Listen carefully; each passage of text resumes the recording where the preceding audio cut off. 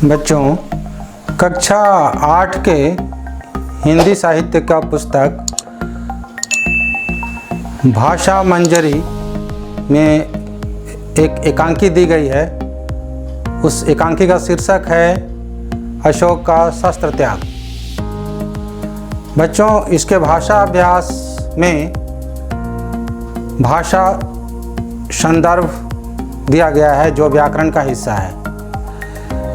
इसमें एक गद्यांश दिया गया है और गद्यांश से सारे विराम चिन्ह हटा दिए गए हैं और आपको इन विराम चिन्हों को फिर से लगाना है।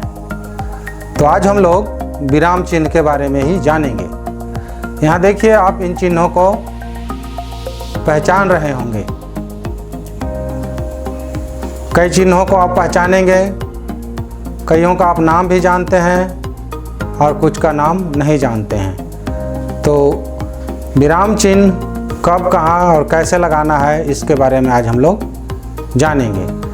तो एकांकी अशोक का शस्त्र त्याग का वही प्रश्न मैं यहाँ लेकर आया हूँ और आप इसको ध्यान से देखिए। मैं पढ़ रहा हूँ, इसमें एक भी विराम चिन्ह नहीं है। तो ये विराम चिन्ह ना होने से किस तरह से पढ़ा जा सकता है। यह कौन है, क्या साक्षात दुर्गा कलिंग की रक्षा करने के लिए युद्ध भूमि में उतर आई है। शेष सैनिक भी सभी स्त्रियां है, क्या स्त्रियों से भी युद्ध करना होगा। क्या अशोक को स्त्रियों का भी वध करना होगा। नाना, मैं स्त्री वध नहीं करूंगा, मुझे विजय नहीं चाहिए। मैं यह पाप नहीं करूंगा, मैं शस्त्र नहीं चलाऊंगा। सैनिकों, स्त्रियों पर हाथ न उठाना। तुम कौन हो देवी। इसमें कहीं भी कोई विराम चिन्ह नहीं है बच्चों। अब आइए हम इसमें विराम चिन्ह लगाते हैं और उसके बाद फिर इसे पढ़ते हैं। यहाँ देखिए, यह कौन है, क्या साक्षात दुर्गा कलिंग की रक्षा करने के लिए युद्ध भूमि में उतर आई है। शेष सैनिक भी सभी स्त्रियां हैं, क्या स्त्रियों से भी युद्ध करना होगा। क्या अशोक को स्त्रियों का भी वध करना होगा। ना ना, मैं स्त्री वध नहीं करूंगा, मुझे विजय नहीं चाहिए। मैं यह पाप नहीं करूंगा, मैं शस्त्र नहीं चलाऊंगा। सैनिकों, स्त्रियों पर हाथ ना उठाना। तुम कौन हो देवी। तो बच्चों, यहाँ देखिए, यह कौन है, यहाँ प्रश्नवाचक चिन्ह लगा हुआ है। क्या साक्षात दुर्गा कलिंग की रक्षा करने के लिए युद्ध भूमि में उतर आई है। यहाँ भी प्रश्न चिन्ह लगा हुआ है। शेष सैनिक भी सभी स्त्रियां हैं, यहाँ पूर्ण विराम लगा हुआ है। क्या स्त्रियों से भी युद्ध करना होगा, यहाँ प्रश्न चिन्ह लगा हुआ है। क्या अशोक को स्त्रियों का भी वध करना होगा, यहाँ भी प्रश्न चिन्ह लगा हुआ है। ना ना, यहाँ विस्मयादि बोधक चिन्ह लगा हुआ है। मैं स्त्री वध नहीं करूँगा, सामान्य वाक्य है और वाक्य यहाँ समाप्त हो रहा है। पूर्ण विराम लगा हुआ है। मुझे विजय नहीं चाहिए, पूर्ण विराम लगा हुआ है। मैं यह पाप नहीं करूँगा, पूर्ण विराम लगा हुआ है। मैं शस्त्र नहीं चलाऊँगा, पूर्ण विराम लगा हुआ है। सैनिकों संबोधित किया जा रहा है, इसलिए यहाँ पर अल्प विराम लगा हुआ है। स्त्रियों पर हाथ न उठाना, पूर्ण विराम लगा हुआ है। तुम कौन हो, संबोधित किया जा रहा है, इसलिए यहाँ पर अल्प विराम लगा हुआ है। और कौन शब्द आया है, प्रश्नवाचक शब्द है, इसलिए यहाँ पर प्रश्नवाचक चिन्ह लगा हुआ है। तो बच्चों, आपने देखा कि विराम चिन्ह हटने पर और विराम चिन्ह के होने से कितना वाक्य का अर्थ बदल जाता है। विराम चिन्ह के बिना भाषा का कोई अर्थ नहीं निकलता और कम से कम सार्थक अर्थ तो नहीं निकलता है, इसे समझना कठिन हो जाता है। तो इन्हीं विराम चिन्हों के बारे में हम लोग आज सीखेंगे। बच्चों, विराम का मतलब रुकना या ठहरना होता है। लिखे गए वाक्यों का भाव स्पष्ट करने के लिए जैसे अभी हमने देखा कि वाक्य लिखे हुए थे और उसके अर्थ बिना विराम चिन्ह के स्पष्ट नहीं हो रहे थे। तो वाक्यों का भाव स्पष्ट करने के लिए शब्दों और वाक्यों के बीच में या अंत में जिन चिन्हों का प्रयोग किया जाता है उसे ही विराम चिन्ह कहते हैं। तो बच्चों कौन कौन सा विराम चिन्ह है आइए देखते हैं। बच्चों सबसे पहले देखिए अल्प विराम है, जिसको अंग्रेजी में कॉमा कहते हैं। सामान्य रूप से हम लोग इसको कॉमा के नाम से ही पुकारते हैं, अल्प विराम बहुत कम बोलते हैं। दूसरा अर्ध विराम है, सेमी कॉलन। तीसरा पूर्ण विराम है, जिसको फुल स्टॉप कहते हैं। तो यहाँ अल्प विराम यानी कि कॉमा और फुल स्टॉप का हमारे पुस्तकों में बहुत प्रयोग हुआ है, बहुत उपयोग हुआ है। देखिए अगला दो बिंदु है उप विराम है, इसको कॉलन कहते हैं। और अभी आपने देखा ना में विस्मयादिबोधक चिन्ह था, जिसका नाउन में हम लोग इंटरजेक्शन और ऐसे एक्सक्लामेशन कहते हैं। फिर आपने प्रश्नवाचक चिन्ह को देखा, प्रश्नवाचक चिन्ह भी आपके पुस्तक में भरे पड़े हैं। अब देखिए ये कोष्ठक है, जिसको हम लोग सामान्य रूप से ब्रैकेट कहते हैं। ये योजक चिन्ह है, जिसके बारे में आगे हम लोग पढ़ेंगे। ये पदलोपन चिन्ह है, जो बीच में बिंदु दिया हुआ है वो पदलोपन चिन्ह है। शब्द के दोनों ओर जो कॉमा लगा हुआ है उसको अवतरण या उद्धरण चिन्ह कहते हैं, अंग्रेजी में इन्वर्टेड कॉमा कहते हैं। और नीचे पुनरुक्ति सूचक रिपीट पॉइंटर सिंबल दिया हुआ है। ओ जैसा गोल जो है लाघव चिन्ह है बच्चों, साइन ऑफ एब्रिविएशन। जैसे आप डॉक्टर लिखते हैं, सिर्फ डा लिख के उसमें ये शून्य लगा देते हैं तो डॉक्टर पढ़ा जाता है। इसके बारे भी और आगे हम विस्तार से पढ़ेंगे। अगला है विवरण चिन्ह, साइन ऑफ फॉलोइंग। ये देखिए ये विस्मरण चिन्ह है। वाक्य के बीच में जैसे में से को ऐसा कुछ लगाना हम लोग भूल जाते हैं, तो ये चिन्ह लगाकर ऊपर में हम लोग लिख सकते हैं ये विस्मरण चिन्ह को। ये ऑब्लिवियन है। और अंत में है रेखांकन चिन्ह, अंडरलाइन। किसी विशेष पंक्ति विशेष लाइन को हम लोग अंडरलाइन करते हैं, रेखांकन करते हैं। तो चलिए अब हम लोग एक नंबर अल्प विराम से समझना शुरू करते हैं।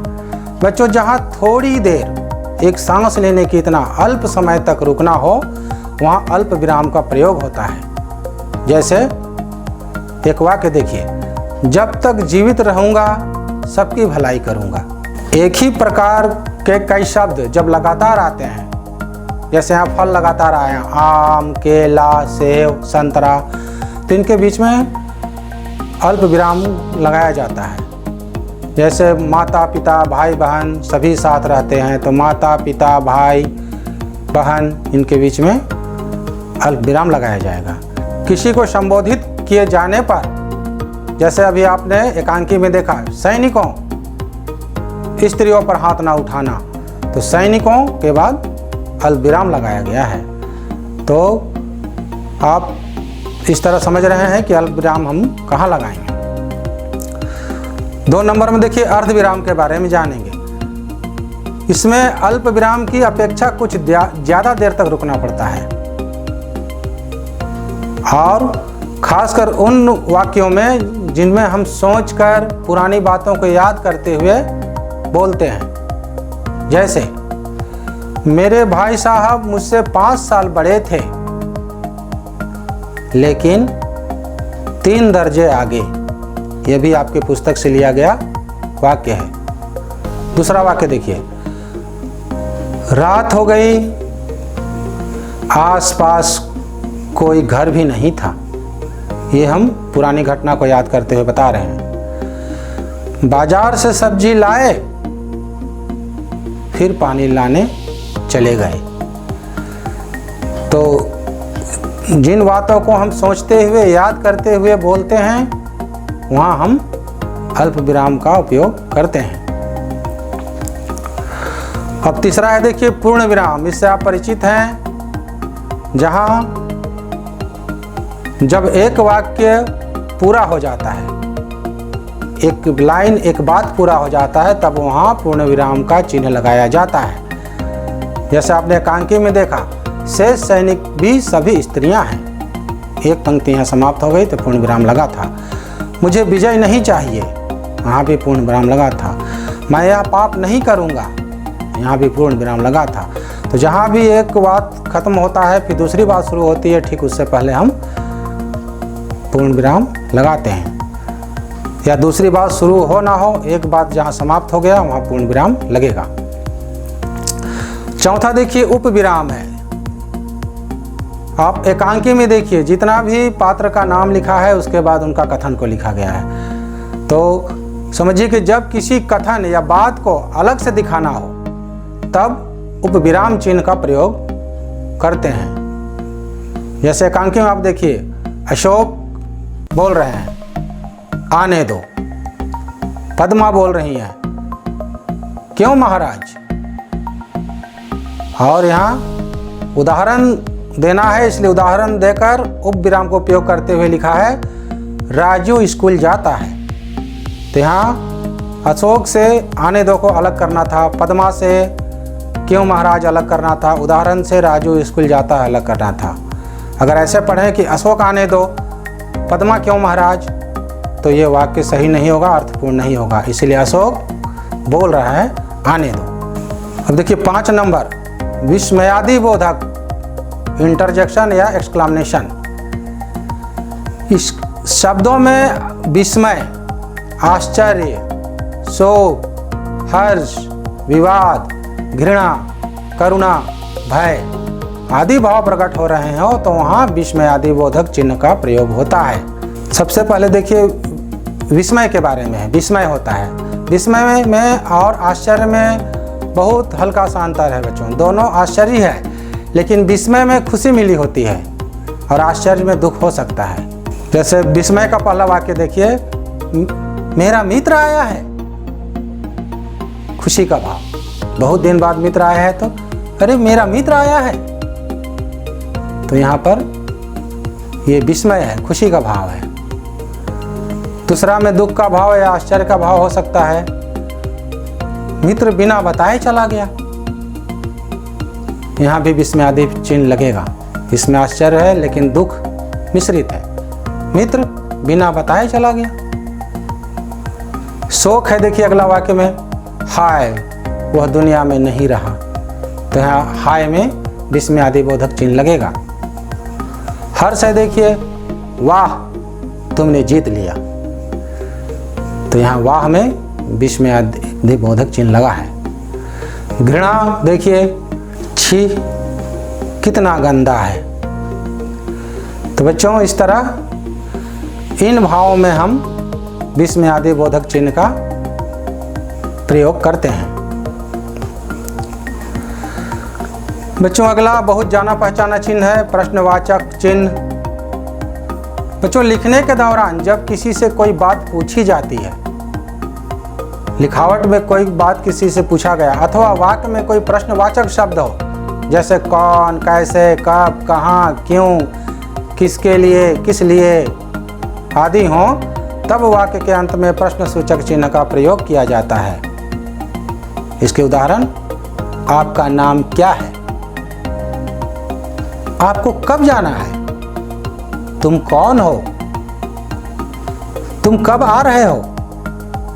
तो आपने देखा कि इन वाक्यों में प्रश्न है और प्रश्न क्या, कब, कौन शब्द लगे हुए हैं।